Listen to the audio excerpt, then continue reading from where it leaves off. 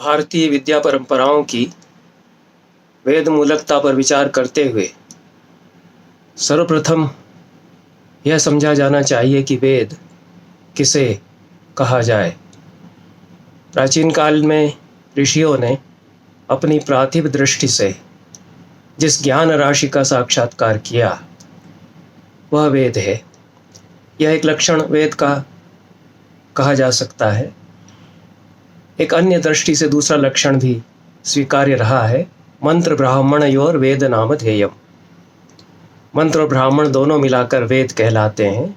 मंत्र के अंतर्गत संहिताएं आ जाती हैं और ब्राह्मण के अंतर्गत संहिताओं के ब्राह्मण ग्रंथ और उन्हीं ब्राह्मण ग्रंथों में आरण्यक और उपनिषद, ये सब मिलकर के वेद कहलाते हैं। इस प्रकार से संहिता, ब्राह्मण, आरण्यक और उपनिषद, इन सब की एक संज्ञा वेद कही गई।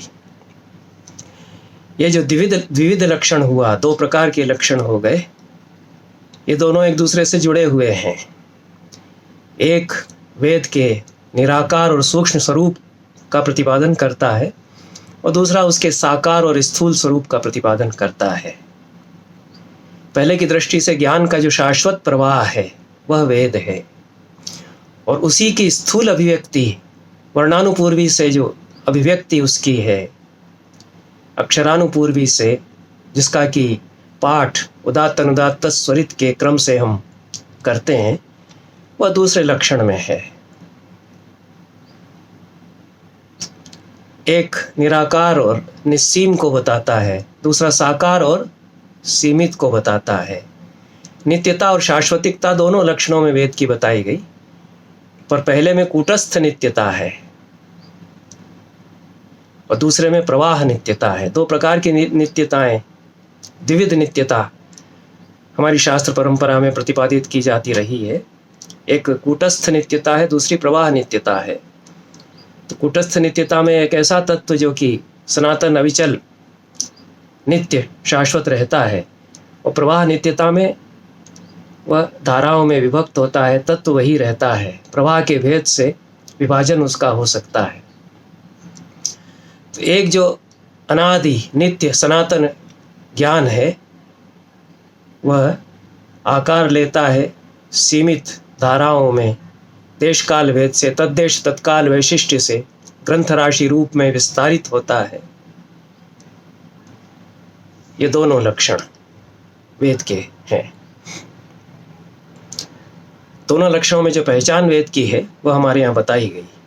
प्रत्यक्षेणानुमित्या वा यस्तुपायो न विद्यते एनम विदन्ति वेदेन तस्मात् वेदस्य वेदता। प्रत्यक्ष और अनुमान से जो बातें नहीं जानी जा सकती उनका ज्ञान जिससे हो वह वेद है। यह एक पहचान उसकी दोनों लक्षणों में हम सत्यापित कर सकते हैं। विनियुक्त यह होती है, संसार में जो लौकिक प्रमाण हैं, आँखों से हम देखते हैं, इंद्रियार्थ सन्निकर्ष जन्य ज्ञान प्रत्यक्ष होता है, तो इंद्रियों से होने वाला ज्ञान और या अनुमान से हम करते हैं, कोई ज्ञान प्राप्त करते हैं। सुबह उठने के बाद धरती गीली देखता है, पेड़ों की पत्तियों से बूंदें कुछ टपकती भी देखता है, तो अनुमान करता है कि वृष्टि रात को हुई होगी। यह भी वृष्टि हुई, यह ज्ञान हुआ, अनुमान से हुआ। इस प्रकार के जो लौकिक साधनों से ज्ञान प्राप्त किए जा सकते हैं, उनके लिए वेद के पास जाने की आवश्यकता नहीं है। वेद के द्वारा उनका ज्ञान हो सकता है जो अनिर्वचनीय है, जो इंद्रिय बोध्य नहीं है। इंद्रियातीत जो विषय हैं उनका ज्ञान उसके द्वारा हो सकता है।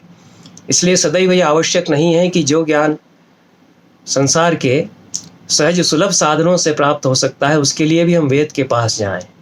हम कहें कि हम आइंस्टीन की थ्योरी ऑफ रिलेटिविटी ऋग्वेद से समझ लेंगे या बोसोन की थ्योरी को हम वेद के आधार पर समझ लेंगे, तो उचित यही होगा कि आइंस्टीन की जो दिक्काल की सापेक्षता का सिद्धांत है, उसको उन्हीं के ग्रंथों से पढ़ लिया जाए, समझ लिया जाए।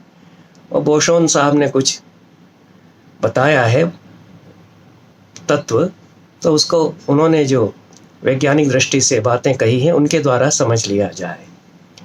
वो वेद से भी सत्यापित हो सकती हैं, नहीं भी हो सकती हैं, पर उसके लिए वेद का उपयोग करना आवश्यक नहीं है। यह तोप के द्वारा मच्छर को मारने के समान है कि वेद जो एक महत्तर तत्व हमारे पास ज्ञान की सनातन धारा के रूप में है, उसका उपयोग हम लौकिक विषयों के लिए करें। कहीं कहीं अपेक्षा होने पर कर भी सकते हैं, वह भी तब करना उचित होगा जबकि लौकिक साधनों से वो नहीं जानी जा रही हैं वो बातें।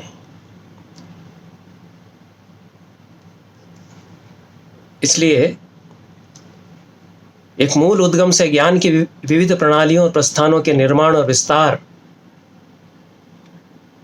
वेद के रूप में जो किया जाता रहा, उसका ज्ञान की शाश्वतिकता और सनातनता की दृष्टि से महत्व है। और उसका जो नित्य प्रवाह है, वह उसकी जो कूटस्थ नित्यता है, वह शाखा, भाग, प्रविभाग, पृथक्करण, परिषद, चरण, प्रस्तार, भाष्य, समीक्षा, टीका आदि की विविध पद्धतियों और विधाओं के द्वारा विस्तारित होता रहा। इसीलिए कहा गया कि वेदो विस्तारितामयम, इस वेद का विस्तार करो। तो ये जो सूक्ष्म शाश्वत रूप में हमारे साथ नित्य प्रवाह चला आ रहा है, एक कूटस्थ प्रवाह उसका है, उसको विस्तारित करो इन पद्धतियों के द्वारा, यह ऋषियों ने कहा। इसलिए ऋषियों ने यह माना कि वेद यथावत नहीं रह सकता है, वह ज्ञान की सतत विकासशील और गत्यात्मक परंपरा है।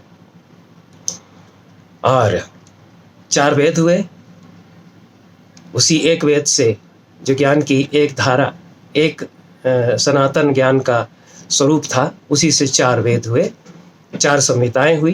प्रथम तो त्रयी हुई, 3 वेद हुए, फिर चतुर्थ वेद भी स्वीकार किया गया। चतुर्थ वेद अथर्ववेद वह बात का है, ऐसा नहीं माना जा सकता है, क्योंकि कूटस्थ नित्यता उसकी उसी प्रकार से है और प्राचीनतम सूक्त उसमें उसी प्रकार से मिलते हैं, जैसे कि ऋग्वेद में गोपद ब्राह्मण में कहा गया कि 4 वेदों के अनंतर प्रत्येक युग और जाति के अपने अपने वेद रचे जाते रहे हैं। इसलिए 4 संहिताओं के अतिरिक्त अलग अलग समाजों और संप्रदायों के भी अपने अपने वेद हो सकते हैं। यह वेद स्वयं ही बताता है। गोपद ब्राह्मण जो अथर्ववेद का ब्राह्मण है, ताभ्य पंचवेदान निर्मयत, यह जो 4 वेद बने, इनके पश्चात 5 और वेद भी बने। सर्ववेदम, पिशाच वेदम, असुर वेदम, इतिहास वेदम, पुराण वेदम, ऐसा स्वयं वेद कहता है। इतिहास वेद, इतिहास हिस्ट्री से आशय नहीं है। रामायण और महाभारत को इतिहास कहा गया, उनकी वेद रूपता मानी गई, और पुराणों को भी वेद रूप ही माना गया।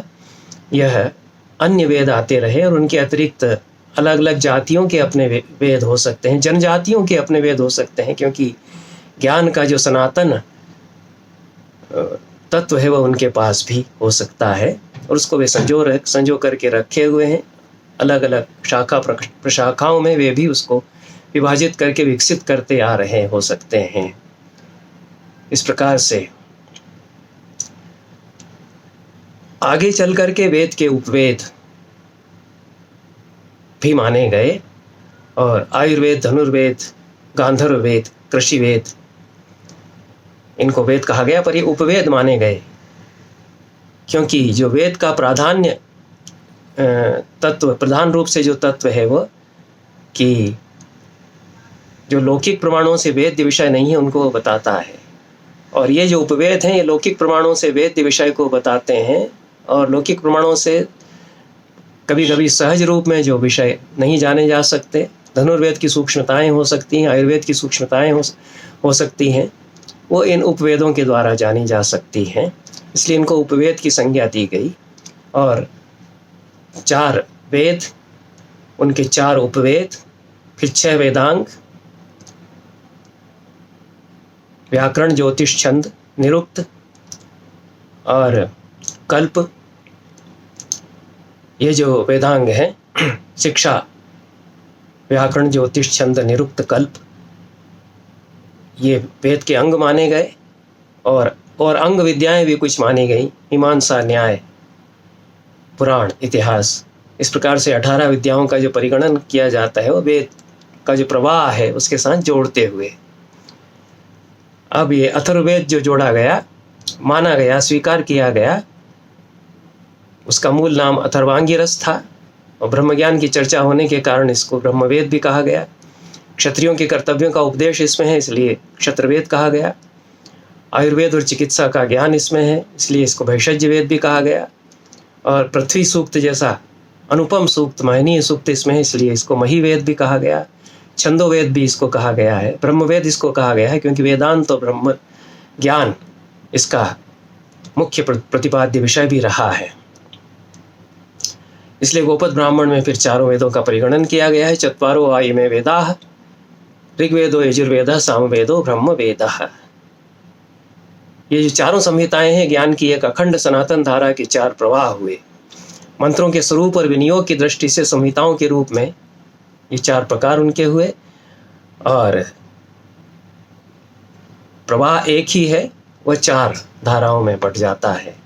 भेद इसमें इस प्रकार से किया जाता है कि तेषाम ऋग यत्रार्थवशेन पाद व्यवस्था, अर्थ के द्वारा जहाँ चरणों की व्यवस्था होती है उसको ऋग, ऋचा ऋग्वेद के मंत्र वो बन जाते हैं। गीतिषु सामाख्याय, ज्ञेय तत्व के आधार पर जिनकी व्यवस्था होती है वो साम कहलाते हैं। जो मंत्र गाए जाते हैं वो साम के अंग बन जाते हैं। इसीलिए सामवेद में ऋग्वेद के ही अधिकांश सूक्त आए हैं, पर पद्धति भेद से भेद हो जाता है।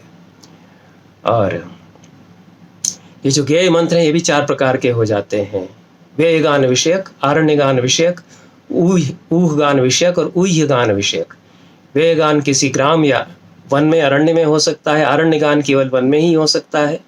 और यह कहा गया कि अरण्यगान के लिए निर्धारित जो मंत्र हैं उनका ग्राम में करने पर अनर्थ भी हो सकता है। ऊहगान सोमयाग के अवसर पर किया जाता है, उसके मंत्र गाए जाते हैं। और ऊह्यगान विकृति गान है या रहस्य गान भी होता है, कहलाता है। इस प्रकार से चतुर्विध विभाजन किया गया। यह जो विभाजन होता रहा है इनमें विस्तारित होती है इन पद्धतियों के द्वारा वेद की जो सनातन ज्ञान की नीति है। और जो ऋक और साम से बचे हुए मंत्र हैं वो यजुष या यजुर्वेद में आते हैं, और याग परक विनियोग उनका प्रधान रूप से होता है। ऋग्वेद सामवेद और यजुर्वेद इनको त्रयी भी कहा जाता रहा है। और अथर्ववेद जुड़ जाता है, स्वीकार कर लिया जाता है तो चतुष्टयी वेद की हो जाती है। लेकिन मूल उनका उद्गम वही है, एक ही ज्ञान की निधि है। तो ज्ञान की है जो एक निधि थी, इसको बहुलीभवन या विस्तार के द्वारा कई पद्धतियों में अलग अलग किया जाता रहा। पहली पद्धति शाखा की अपनाई गई। तो जो कूटस्थ नित्य ज्ञान है और शाखाओं में समेट लिया जाने पर अस्थिर और गतिशील हो जाता है। और चारों संहिताओं की कई कई शाखाएं फिर हो जाती हैं। प्रत्येक संहिता की अपनी अपनी शाखाएं हैं। शाखा के साथ स्वाध्याय जुड़ा हुआ है। वेद का विस्तार शाखा और स्वाध्याय के द्वारा किया जाता है, यह भी कहा गया। तो चारों वेदों की कई शाखाएं हो जाती हैं। 1130 शाखाएं प्राचीन काल में थीं, ऐसा पतंजलि महाभाष्य में बताते हैं। 100 अध्वर्यु शाखा, 100 शाखाएं यजुर्वेद की, सहस्र वर्तमा सामवेदः, 1000 शाखाएं सामवेद की, 21 धा बाहुरिच्यम, 21 शाखाएं ऋग्वेद की, 9 अथर्वणो वेदः, 9 शाखाएं अथर्ववेद की। और भी न्यूनाधिक्य होता रहा, कमोवेशी होती रही शाखाओं में। और मुक्तिकोपनिषद में अन्य प्रकार से शाखाएं बताई गई हैं। ऋग्वेद की तो 21 ही बताई हैं, यजुर्वेद की 109, सामवेद की पतंजलि के ही समान 1 और अथर्ववेद की 50 शाखाएं फिर मुक्तिकोपनिषद बताते हुए पतंजलि ने जो संख्या बताई है 1130, उससे भी अधिक शाखाएं स्वीकार करता है। तो यह तत्त शाखा के अपने अपने ब्राह्मण, आरण्यक और उपनिषद भी पृथक पृथक हो जाते हैं। और मंत्रों की जो न्यूनाधिकता है, कमोवेशी है, उसके आधार पर भी शाखाओं में भेद हो जाता है। इस प्रकार से शाखाओं में भेद जो है वह जो पाठ करने वाले परिवार हैं उनकी दृष्टि से होता है, मंत्रों के न्यूनाधिक्य की दृष्टि से होता है, ब्राह्मण, आरण्यक और उपनिषद उनके अपने अपने हैं, इसकी दृष्टि से भी होता है। यह शाखा की एक पद्धति वेद के विस्तार की है। और दूसरी पद्धति चरण है। चरण का लक्षण टीकाकार जगतधर करते हैं कि चरण शब्द शाखा विशेषाध्ययन परैकतापन्न जनसंघ वाची। किसी विशेष शाखा के अध्ययन में लगे हुए लोगों का जो समूह या संघ है वह चरण है। तो चरणों से संबद्ध विप्रों या ज्ञानियों की सभा परिषद कहलाती है। तो चरण और परिषद ये दो ऑर्गेनाइजेशंस या संस्थाएं हो जाती हैं जिनके द्वारा वेद का विस्तार किया जाता रहा है। और मनु ने परिषद का विस्तार से स्वरूप बताया है, उसमें कितने कितने लोग रहेंगे। त्रैविद्यो हेतुक स्तर्की नैरुक्तो धर्म पाठक त्रयश्चाश्रमिणा पूर्वे परिषद स्यात् दशावरा। इस प्रकार से कम 10 लोग परिषद में होने चाहिए। और ऋग्वेद वेद यजुर्वेद च सामवेद विदेव च त्रिवरा परिषज्येया धर्म संशय निर्णय। इस प्रकार से ये ऋग्वेद, यजुर्वेद और सामवेद के ज्ञाता इस परिषद में होने चाहिए। चरण और परिषद की सांस्थानिकता के द्वारा वेदों की शाखाओं का विस्तार किया जाता रहा। और इस विभाजन में हम देखते हैं कि ऋग्वेद को 10 मंडलों में बांटा गया। प्रत्येक मंडल को अनुवाकों में बांटा गया। अनुवाकों में कई सूक्त हैं और इनकी परिगणना की जाती रही। कात्यायन सर्वानुक्रमणी के अनुसार ऋग्वेद में कुल 85 अनुवाक हैं। इन अनुवाकों में 1028 सूक्त हैं और इन सूक्तों में कुल मिलाकर 10,528 मंत्र हैं। लेकिन शांखायन शाखा अभी ऋग्वेद की जो प्राप्त हो गई है, जो कि अभी तक नहीं मिलती थी और वो प्रकाशित कर दी गई है, तो उसमें और भी अधिक मंत्र हैं। तो इस प्रकार से मंत्रों की न्यूनाधिकता भी होती रहती है। और ऋग्वेद की 21 शाखाओं का उल्लेख पतंजलि करते हैं, मुक्तिकोपनिषद भी करता है, लेकिन 5 ही शाखाएं जानी जाती हैं, नाम उनके ज्ञात होते हैं। शाकल, वाष्कल, शांखायन, मंडुकायन और आश्वलायन। इनमें से शाकल शाखा अभी तक उपलब्ध थी और शांखायन शाखा का पुनरुद्धार किया गया है। इस प्रकार से शेष शाखाओं में आश्वलायन शाखा के ब्राह्मण और उपनिषद प्राप्त होते हैं, पर संहिताएं इनकी प्राप्त नहीं होती है। अथर्ववेद की जो 9 शाखाओं का उल्लेख पतंजलि ने किया है, उनके नाम हमको ज्ञात होते हैं। पैपलाद, तौद, मौद, शौनकीय, जाजल, जलद, ब्रह्मवेद, देवदर्श और चारण वेद। और शौनकीय शाखा का सर्वाधिक प्रचार रहा है। पैपलाद शाखा भी प्रकाशित है और यह बहुत ही महत्वपूर्ण वेद है। अभिचार और आयुर्वेद के भी विषय इसमें हैं, किंतु वेदांत के विषय विस्तार से अनेक सूक्तों में हैं। इस पर स्वतंत्र रूप से विचार कभी मैं करूँगा। और सनातन ज्ञान किस प्रकार से ज़्यादा से ज़्यादा व्यापक होता गया और विस्तार लेता गया, उसमें जो और प्रविधियाँ अपनाई गईं वो व्याख्या और भाष्य की प्रविधियाँ थीं। और व्याख्या के द्वारा देवताओं का स्वरूप विविध प्रकार से बताया गया।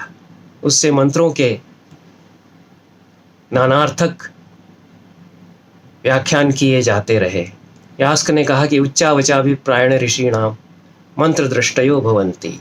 मंत्रों में अनेक अभिप्राय ऋषियों के हो सकते हैं और देवताओं का भी निर्वचन, वर्णन प्रथम पुरुष, मध्यम पुरुष और उत्तम पुरुष के द्वारा ऋषि करते हैं और सूक्तों में इसके उदाहरण मिलते हैं।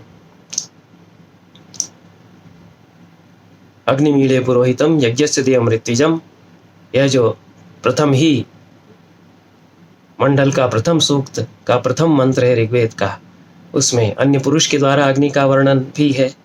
और अग्ने नय राये सुपथा आसमान, यह संबोधन के द्वारा मध्यम पुरुष के रूप में भी उसका वर्णन है। और अनेक सूक्तों में देवता उत्तम पुरुष के रूप में भी स्वयं अपना स्वरूप बताते हैं। वागमृणी सूक्त इसका उदाहरण है। इस प्रकार से देवताओं के निर्वचन की पद्धतियों के द्वारा भी वेद विस्तार हुआ और भाष्य की पद्धतियों के द्वारा भी उसका विस्तार हुआ और संहिताओं के अनेक भाष्य लिखे जाते रहे, रचे जाते रहे। ऋग्वेद के अनेक प्राचीन भाष्य मिलते हैं। इनमें माधव भट्ट, स्कंद स्वामी, नारायण, उद्गीत, वेंकट माधव, आत्मानंद, आनंद तीर्थ जो मध्वाचार्य के नाम से प्रसिद्ध हैं, और सायण, ये प्रसिद्ध भाष्यकार हैं। माधव भट्ट इनमें सबसे प्राचीन भाष्य हैं। 7वीं शताब्दी के आसपास स्कंद स्वामी का भाष्य लिखा गया और यजुर्वेद के भी उवट और महीधर के भाष्य प्रसिद्ध हैं। उवट राजा भोज के समकालीन थे, कश्मीर के मूलतः निवासी थे और उज्जैनी में भी ये निवास करते रहे, ऐसा कुछ पांडुलिपियों में उल्लेख आता है। और शुक्ल यजुर्वेद की माध्यन्दिन संहिता के प्रथम भाष्यकार हैं। औवट, उवट और उव्वट भी इनके नाम मिलते हैं। महीधर काशी में निवास करते थे। मंत्र महौषधि उनका प्रसिद्ध ग्रंथ है तंत्र शास्त्र पर, और ये भी शुक्ल यजुर्वेद की माध्यन्दिन संहिता के भाष्यकार हैं। और सायण हैं अनंताचार्य जो माध्व संप्रदाय के आचार्य हैं, और आनंदबोध, इन्होंने यजुर्वेद की काण्व संहिता पर भाष्य लिखे हैं। तैत्तिरीय संहिता पर कुंडिन, भवस्वामी, गुहदेव, क्षुर, भट्ट, भास्कर आदि के भाष्य हैं। भाष्यों की संख्या, संहिताओं के जो भाष्य हैं उनकी बड़ी संख्या इस प्रकार से होती है। हलायुध वेद के भाष्यकारों में बहुत ही महत्वपूर्ण है। इनका भी भाष्य यजुर्वेद की काण्व संहिता पर था और ब्राह्मण सर्वस्वम उसका नाम है। मीमांसा सर्वस्वम, वैष्णव सर्वस्वम, शैव सर्वस्वम, पंडित सर्वस्वम इनकी अन्य रचनाएं हैं। राजा लक्ष्मण सेन के ये सभा पंडित और धर्माधिकारी थे। 12वीं शताब्दी में महान पंडित, महान ज्ञानी और विचारक ये हुए। वेद की अनेक व्याख्या पद्धतियां प्रचलित रहीं और आधुनिक भाष्यकारों का भी परिगणन हम उसमें कर सकते हैं, जिनमें कि दारा शुको हो सकते हैं, मैक्स मुलर हो सकते हैं, महामहोपाध्याय, मधुसूदन ओझा हो सकते हैं, महर्षि अरविंद हो सकते हैं, ऋषि दयानंद हैं, श्रीपाद दामोदर सातवलेकर आदि वेद के भाष्यकार हैं। इनकी अपनी अपनी व्याख्या की पद्धतियां हैं और यह जो भाष्य की बहुविध पद्धतियां हैं, इनके आधार पर नाना शास्त्र ज्ञान की उस सनातन निधि से विकसित होते रहे। और यह जितने शास्त्र विकसित होते रहे, इनकी वेद मूलकता पर भी विचार किया जाता रहा। इस प्रकार से सनातनता के साथ उस प्रवाह को सदैव जोड़ करके देखा जाता रहा। और नए भी यदि ज्ञान प्रस्थान निर्मित हुए हैं तो उनको वेद के अंतर्गत कहीं न कहीं, वेद की शाखाओं के अंतर्गत कहीं न कहीं, या वेदांगों के अंतर्गत उनको समायोजित किया जाता रहा। उदाहरण के लिए अलंकार, अलंकार शास्त्र, काव्य शास्त्र, उसके संबंध में राजशेखर ने कहा कि अलंकार शास्त्र को 7वां वेदांग माना जाना चाहिए। ऋते तज्ज्ञानात् न वेदार्थावगति, वो कहते हैं, क्योंकि वेदांगों का उपयोग क्या है? वेद के भाष्य के लिए, वेदार्थ के अवबोध के लिए वेदांग आवश्यक हैं। अलंकार शास्त्र का ज्ञान भी वेदार्थावबोध के लिए अपेक्षित है, आवश्यक है। और उदाहरण से बताते हैं कि कैसे द्वा सुपर्णा सयुजा सखाया समानम वृक्षम परिशश्व जाते तयोरन्य पिप्पलम स्वादवत्ती अनशनन अन्यो अभिचाकशीति। 2 पक्षी पेड़ की डाल पर बैठे हुए हैं, उसमें से एक स्वादु पिप्पल को खा रहा है, दूसरा केवल देख रहा है। तो यह जब तक इसमें अलंकार नहीं समझा जाएगा तब तक इसका अर्थ नहीं खुलेगा कि रूपक अलंकार हैं और एक पक्षी जीव का प्रतीक है, एक परम सत्ता का, आत्मा का प्रतीक है। तो राजशेखर अपने काव्य मीमांसा के प्रथम अधिकरण में कहते हैं कि शेष 17 अधिकरणों में मैं वेद मंत्र उद्धरण करते हुए यह स्पष्ट करूंगा कि कैसे अलंकार शास्त्र से वेद मंत्र संहिताएं अधिक अच्छी तरह से समझी जा सकती हैं। उनकी भाष्य के लिए अलंकार शास्त्र का अवबोध अपेक्षित है।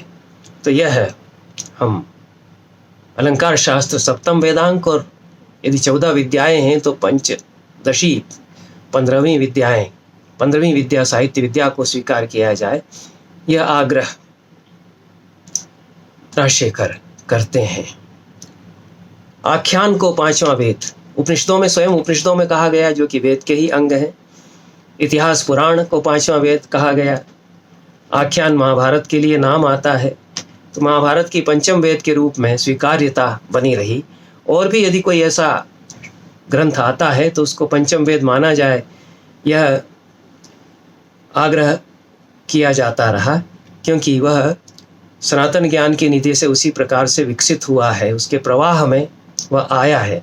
नाट्यशास्त्र के संबंध में भरत मुनि ने यह तार्किक दृष्टि से प्रतिपादित किया, और उनके व्याख्याकार अभिनव गुप्त ने उसको उपपत्तियों से बहुत विस्तार से समझाया कि कैसे चारों वेदों से यह 5म वेद नाट्य वेद के रूप में निर्मित होता है। क्योंकि नाट्य थिएटर, उसका ज्ञान भी एक सनातन ज्ञान है।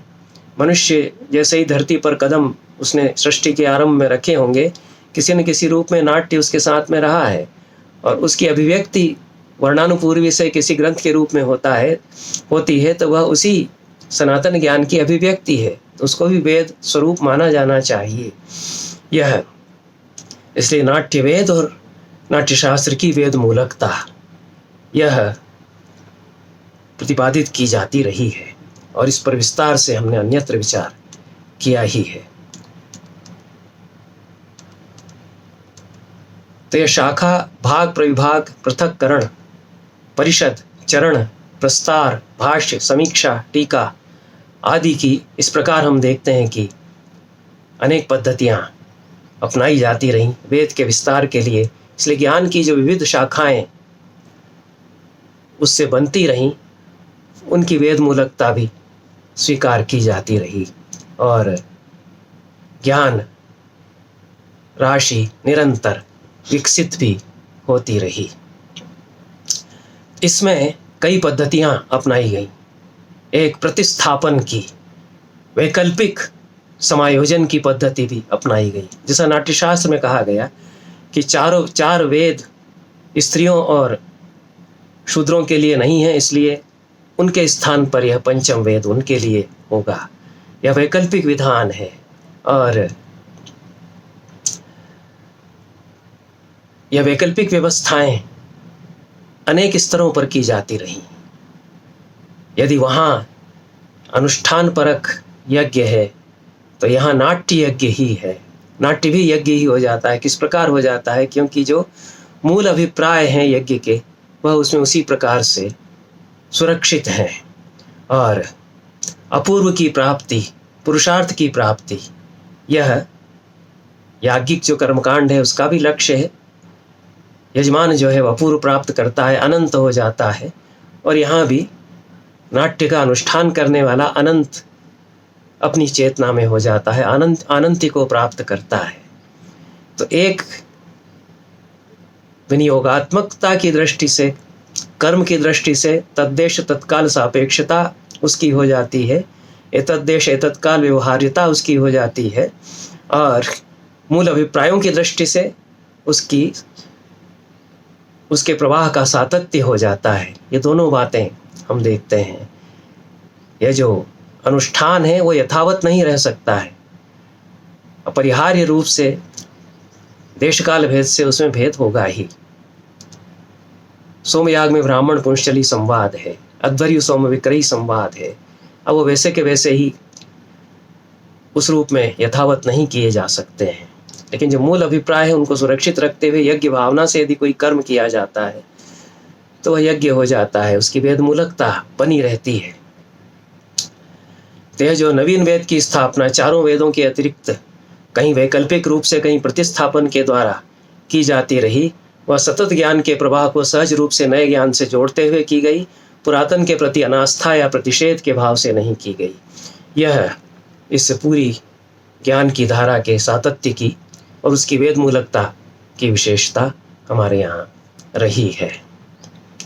इन शब्दों के साथ मैं आपको धन्यवाद देते हुए अपनी बात यहाँ समाप्त करता हूँ।